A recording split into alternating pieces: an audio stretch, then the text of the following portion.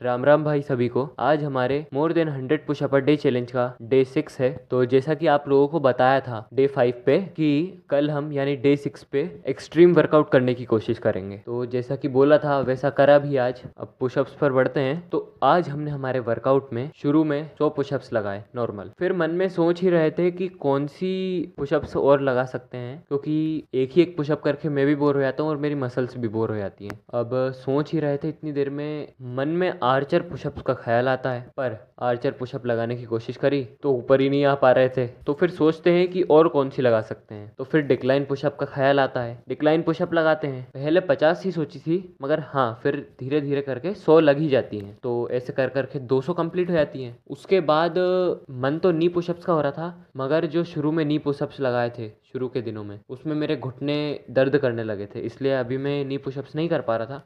तो फिर मैंने वापस से जैसे तैसे 100 और नॉर्मल पुशअप्स लगाए।